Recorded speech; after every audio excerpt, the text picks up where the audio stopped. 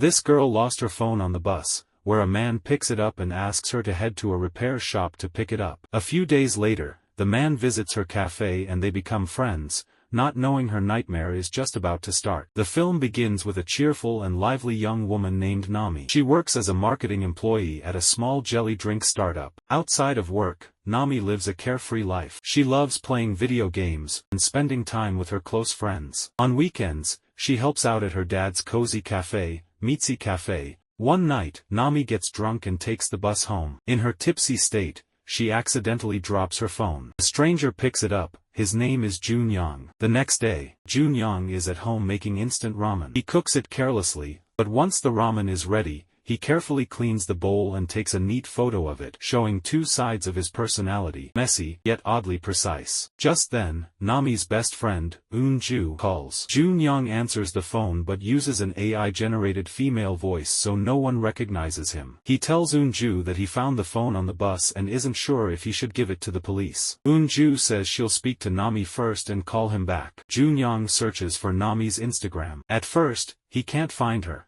but then a notification pops up. Someone tagged her in a photo. That's how he finds her username. Slowly and carefully, he scrolls through her profile, studying every detail and taking notes about her life. Meanwhile, Eun-ju rushes to Nami's house, worried because she can't find her. After a frantic search, she finally spots Nami passed out and snoring under a bench outside, completely knocked out from the night before. When Nami wakes up and realizes her phone is gone, she freaks out. Eun-ju quickly explains what happened and they call the phone, hoping to get it back. They agree to meet the person who found it at Mitzi Cafe. After the call, Junyoung tries to unlock the phone, but it's protected by a password. Frustrated and angry, he suddenly snaps and smashes the phone screen in a fit of rage. The story suddenly shifts to a quiet forest crime scene. A dead body has been discovered, revealed only because the rain washed away some dirt. Police begin investigating the case and G-Man spots an old tree near the body. It's no ordinary tree. G-Man and his son, Junyoung, planted it many years ago. Now, Junyoung becomes the main suspect in the murder. Although he left home 7 years ago and hasn't been heard from since, G-Man believes it's just a coincidence. He can't believe his timid son could ever kill someone. Meanwhile, Nami arrives at her dad's cafe, and he makes her favorite drink, a special plumade. Because the fruit is hard to harvest, they never sell it on the menu. Suddenly, a call comes in. It's Junyoung. He tells Nami he can't meet her in person because he dropped the phone and cracked the screen. But he reassures her, he sent it for repair and already paid the cost. Nami goes to collect it at a dark, shady building. The repair shop is called Woo Repair. Inside, she finds her phone lying on a table. A man wearing a mask appears and asks for her name and phone password. This masked man is actually Junyoung. While pretending to fix the phone, he secretly installs spyware and clones it. Now, Junyoung can watch everything Nami does. Completely unaware, Nami takes her phone and leaves. She calls Eun-ju, and every word of their conversation is being listened to by Junyoung. Later, she heads back to the cafe to help out. That night, Junyoung walks into the cafe and orders a plumade. Nami is surprised,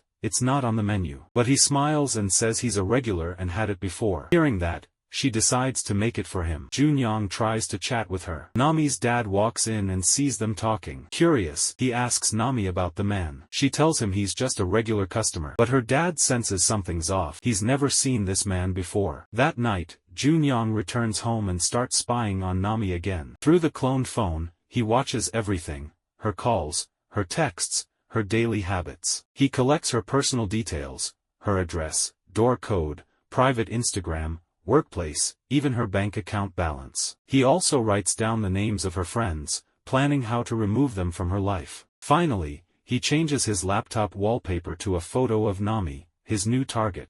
At work, Nami's boss praises her efforts and gives her a raise. He asks her to keep it secret, as she's the only one who's been there from the start. Instead of boasting, Nami kindly suggests giving others a raise too if the next project goes well. Her caring side shines through. While she's busy at work, Junyoung sneaks into her house. He checks out the space and quietly looks through her belongings.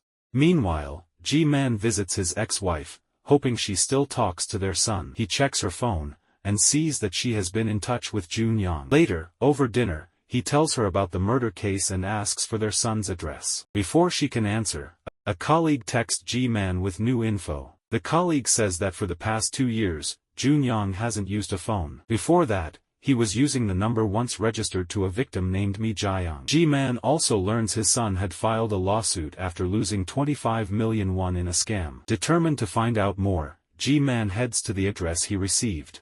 What he finds shocks him. Inside the apartment is a disturbing collection, rows of old phones, bottles of the same nail polish seen on the recent victim, and a photo of her. There are also photos of several women, a stack of fake business cards with different job titles, and names of people he may have targeted. Just then, Junyoung returns home, but sensing someone has broken in, he doesn't enter. Instead, he sends Ji-man a fake message revealing his location to lure him away. Ji-man rushes out to check it. While he's gone, Junyoung sneaks in, grabs all the evidence, and disappears. By the time Ji-man realizes it was a trick and returns to the apartment, everything is gone. Junyoung escapes with a suitcase full of evidence and walks straight into Mitzi Cafe. He orders plumade again. Nami's dad, sharp as ever, comments that he has a good memory for faces, and doesn't recognize him as a regular. The message is clear: you're not who you say you are. Earlier, Junyoung had visited Nami's home and found out she's selling some CDs. He pretends to be a buyer and randomly drops by the cafe. He also offers Nami 2 event tickets, pretending to sell them. Knowing she wanted to go, she gladly buys them. Then, he hands her a business card, claiming he works in digital security. Nami's dad remains suspicious. He warns her that this man seems too interested in her and may not be trustworthy. But Nami brushes off his concern, thinking he's just being overprotective.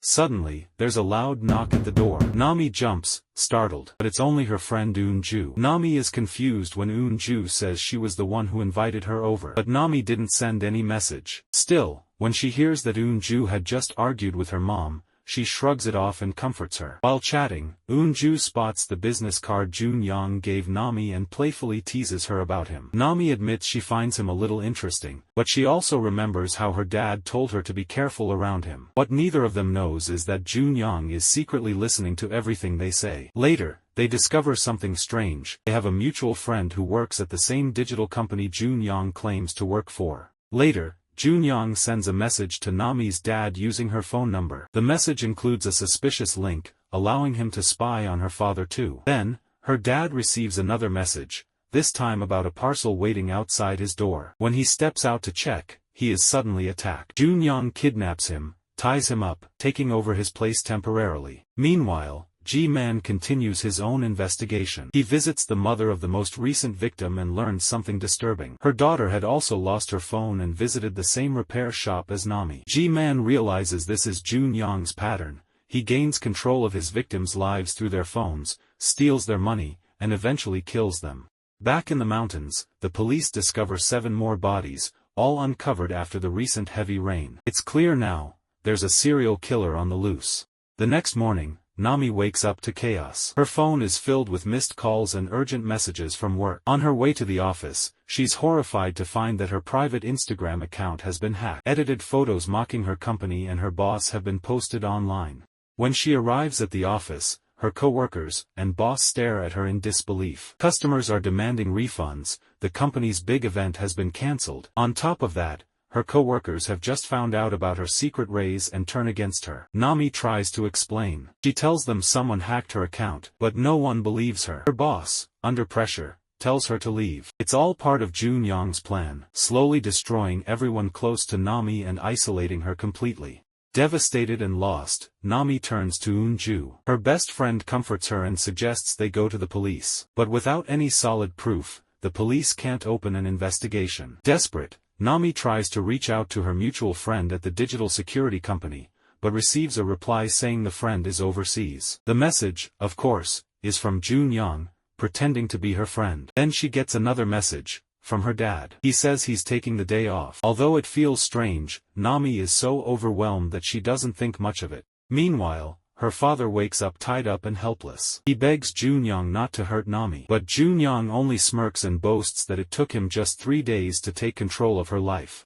Later, Eun-ju and Nami visit the cafe. Eun-ju suddenly asks a serious question. Is there anyone else who knows about your private Instagram? Nami shakes her head. No one except Eun-ju. That moment plants a seed of doubt. Nami reaches out to Junyoung for help with the spyware. He arrives at the cafe and pretends to investigate. In private, he leans in close, pretending to ask for directions, but outside, he quietly tells Nami that Eun-ju is probably the one who installed the spyware. After all, she's the only one with access to her phone. His plan works. Nami begins to question her best friend. Her attitude changes. Later, she confronts Eun-ju. Was it you? Did you install the spyware on my phone? Eun-ju is stunned. Her voice shakes as she says, you believe him over me? Hurt and angry, Eun-ju tells Nami never to contact her again. Their friendship shatters. And from a distance, Jun-young watches with a satisfied smile, another person removed from Nami's life. That night, Nami sat alone, heartbroken, as she watched old videos of her and Eun-ju, and tears filled her eyes. In frustration, she threw her phone to the floor. That's when it hit her. It all started at the phone repair shop. Meanwhile, G-Man met with his colleague and told him everything he had uncovered,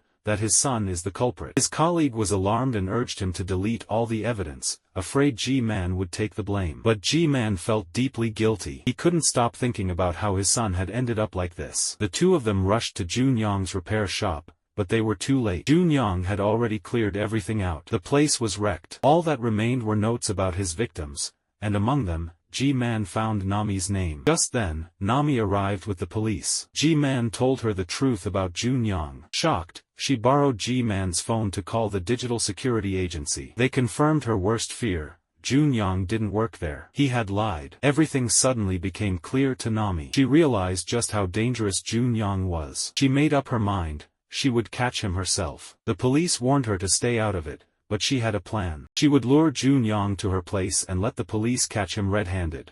Unaware of any of this, Jun-young got ready to visit Nami. He even cut his hair and took off his glasses, just like how Nami had once told Eun-ju he'd look better. When he arrived, G-Man and his colleague spotted him. They prepared to arrest him, but when they saw him, they froze. This man didn't look like G-Man's son. Confused, they lowered their weapons. Jun-young acted innocent, scolded them for bothering him, and walked away. Nami quickly told them Jun-young had changed his mind and wasn't coming anymore. She also decided to switch to a new phone, worried that the old one might still be tracked. Later, G-Man's superior found out about the case, and about his son's involvement. He ordered G-Man to return immediately. With the police gone, Nami was left on her own. She decided to go to her dad's house. Before she left, G-Man gave her his card. She wrote a note saying she would only call him, not text. But she lied and told them the opposite, just in case her current phone was also hacked. G-Man received devastating news. A body had been found, and DNA tests confirmed it was his son. But the situation was confusing because Jun-young was still the main suspect in the case. Nami arrived at her dad's house. He was asleep, so she quietly went to her room. Later, she received a message from Jun-young. He knew she had changed phones. When she replied, she suddenly heard a phone vibrating. Alarmed, she stepped out to investigate. That's when Jun-young appeared in the living room, playing a recording. Nami demanded to know where her dad was. Jun-young showed her. He had kidnapped him. He forced Nami to text G-Man and lie that she was safe. Scared and confused, Nami asked why he had chosen her. Jun-young simply said it was because she had been careless and dropped her phone. That mistake had made her his next target. Nami found her dad tied up in the bathtub, his hands and feet bound. Jun-young threatened to drown him. Then he handed Nami some rope and told her to tie herself up. She begged him to let her dad go, saying she would do whatever he wanted. But his reply chilled her. He told her to kill her father. Then, without warning, he shoved her into the tub, watching with a twisted smile. Jun-young walked into the living room and spotted a note. As he read it, his expression changed. He realized he had been tricked. Before he could react, a police officer sneaked in behind him. Just as Jun-young raised his hand to attack, G-Man appeared and pointed a gun at him. Without hesitation, G-Man charged forward and knocked Jun-young to the ground. He handcuffed him to the sofa. But Jun-young didn't give up. He looked up at G-Man with a cold smirk and suddenly called him, Dad. G-Man froze, shocked. For a moment, guilt washed over him. Was this really his son? But Jun-young sneered and said that G-Man's real son had been weak. He couldn't even kill anyone. G-Man's heart dropped. Meanwhile, in the bathroom, the other officer rushed to rescue Nami and her father. Nami was conscious, but her father lay still. The officer quickly pulled him out of the tub and began CPR, fighting to save his life. Back in the living room, G-Man picked up the case files again. As he read more carefully, a horrifying truth unfolded. Jun-young had been the very first victim, and after murdering him, the the real killer had stolen his identity. G-Man saw his son phone and a photo right before he was killed. The timestamp showed it was taken 7 years ago, the year his son had died. His heart shattered. The man handcuffed in front of him wasn't his son at all. His real son had been murdered, and this man had worn his face to commit crimes. Overwhelmed by sorrow and rage, G-Man pulled out his gun and pointed it at Junyoung, ready to avenge his son. But his hands trembled. He couldn't do it. Just then, Nami entered the room. She had heard everything, and when she saw her father's condition and the monster who caused it, she couldn't hold back. She picked up the gun and shot Junyoung. G-Man quickly wrestled the weapon away from her before she could fire again. In that moment, they heard a voice. Her father had regained consciousness. Nami rushed to him, tears pouring down her face, and hugged him tightly. Soon after, Nami and her dad were taken to the hospital to recover. In the days that followed, the media reported the terrifying incident. People across the country felt sympathy for Nami, who had become the target of such evil. Slowly, she began piecing her life back together, continuing to help her dad at the cafe alongside Eun-ju. But suddenly, someone had taken a photo of Nami from a distance and she might not be safe after all.